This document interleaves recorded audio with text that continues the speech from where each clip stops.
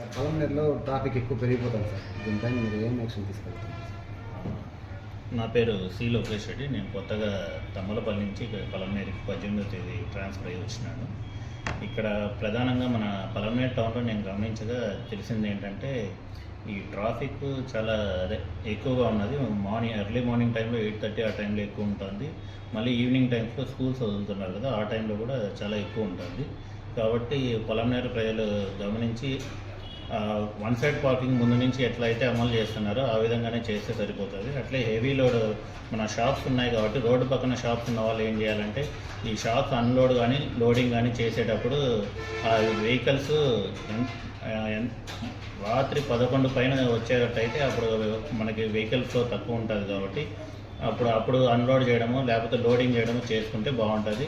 Morning 5 లోపల చేసుకుంటే బాగుంటుంది. అంతేగాని ఇట్లాంటి పీక్ అవర్స్లో ఇట్లా సెలవులు ఉంటాయి, ఆ టైంలో కూడా హెవీ ట్రాఫిక్ ఉంటుంది. ఆ టైంలో మీరు రోడ్స్కి అడ్డంగా పెట్టి ఇట్లా వెహికల్ అన్లోడ్ చేయడము లోడ్ చేయడము చేస్తే మాత్రం వారిపై టౌన్ న్యూసెన్స్ యాక్ట్ బుక్ చేస్తాము. అట్లే వెహికల్స్ అడ్డం పెట్టినందుకు దాని మీద కూడా జనాలకి ట్రాఫిక్ ఇబ్బంది కలిగించే విధంగా చేసినా కూడా వారిపై ఆ విధంగా చట్టపరమైన చర్యలు తీసుకుంటాము. కాబట్టి అన్లోడ్ కానీ లోడ్ కానీ చేసేటప్పుడు రాత్రి 11 పైన కానీ మార్నింగ్ ఉదయం 5 లోపల ఈ టైంలో మాత్రమే లోడింగ్ కానీ అన్లోడింగ్ కానీ చేసుకుంటే హెవీ వెహికల్స్లో బాగుంటుంది. సార్, ఈ తోపుడు బళ్ళు కొన్ని వెహికల్స్ రోడ్డుకు అడ్డంగా పెట్టేస్తున్నారు సార్. దానివల్ల కొన్ని యాక్సిడెంట్స్ కూడా జరుగుతున్నాయి సార్. దానిపైన మీరు వాళ్ళకి ఏం చెప్తారు సార్? ఈ తోపుడు బండ్ల వాళ్ళు కూడా ఈ గమనించింది ఏంటంటే రోడ్డుకి అడ్జస్ట్లో పెడతారు. కొనుక్కునే వాళ్ళంతా రోడ్డు మీద నిలబడి కొనుక్కోవడం, వెహికల్స్ ఆపి కొనుక్కోవడం ఇట్లాంటి చేస్తున్నారు. అట్లా చేయడం వల్ల వెనకలు వచ్చే వెహికల్స్ వాళ్ళకి డాష్ ఇచ్చి రోడ్ యాక్సిడెంట్స్ ఇట్లాంటివన్నీ చిన్నవి జరుగుతున్నాయి కాబట్టి పెద్దగా అనిపించలేదు. కానీ ఆ చిన్నవి కూడా జరగకూడదు కాబట్టి మీరు రోడ్డుకి కనీసం ఒక 6 అడుగులు లోపలికి పెట్టుకుంటే బాగుంటుంది. కనీసం వచ్చి వెహికల్ ఆపి వాడు కొనుక్కోవడానికి దీనికి కూడా బాగుంటుంది. తోపుడు బండి ఈసారి రోడ్డు మీద అడ్డంగా పెట్టినా, రోడ్డుకి ఎడ్జెస్ట్లో పెట్టి ఆడ ఇట్లా వ్యాపారం చేసినా కూడా వాళ్ళపై కూడా ఈ టౌన్ న్యూసెన్స్ యాక్ట్ కింద కేసెస్ బుక్ చేసి కోర్టులో వాళ్ళని ప్రొడ్యూస్ చేసి వాళ్ళతో ఫైన్లు కట్టేయాల్సి వస్తుంది. సార్, ఓపెన్ డ్రింకింగ్ ఎక్కువ ఉండదు సార్. దీనిపైన వాళ్ళకి అవేర్నెస్ వాళ్ళు రోజు బ్లూ కోట్ వాళ్ళు ఆల్రెడీ కేసెస్ ఏమంటే 2-3 బుక్ చేస్తున్నారు. ఇప్పటి నుంచి ఎక్కువ బుక్ చేస్తాము. అట్లే తాగి నడపడం కూడా చాలా చేస్తున్నారు.